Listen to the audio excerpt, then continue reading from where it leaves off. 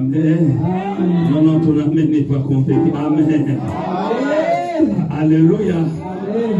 Et Dieu aime ça. Dieu aime la louange et l'adoration. Alléluia. Moi, quand on est en train d'adorer, alléluia. Nzambe aleki yo na nguya, aleki yo na puissance, aleki yo na nyonso. Il y avait un roi, son nom c'était David. Quand il adorait Dieu, et il prosternait devant l'Éternel. Même jusqu'à ce que sa femme lui a dit, mais il y a un rose au pied dans le roi Zoba, comme ça dit, alléluia. Et cette femme-là a tiré la cocotate à cause de mépriser qui combine à mon Pesa bien. Pesa bien.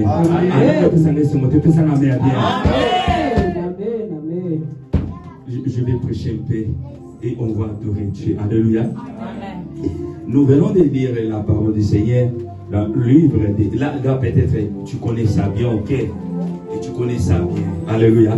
Mais je voudrais que tu prêtes les oreilles et les cœurs pour écouter la parole du Seigneur. Est-ce que tu es prêt pour écouter l'incit de l'Éternel? Amen. Bien quoi? Amen. Alléluia. Vous savez, je vais dire quelque chose. Ici, on parle veuve de Naïm.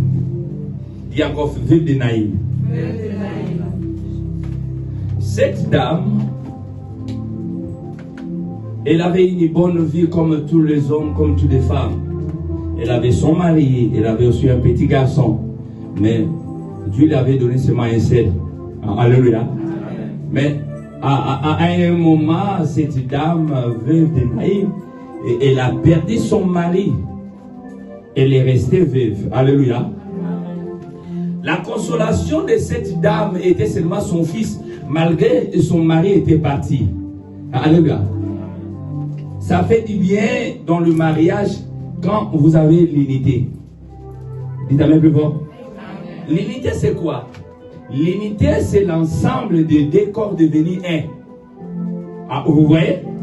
Quand dans un mariage il y a l'harmonie, c'est-à-dire que l'un ou l'une a posate à mon moko kawana ye. Vous voyez? Ce qui harmonie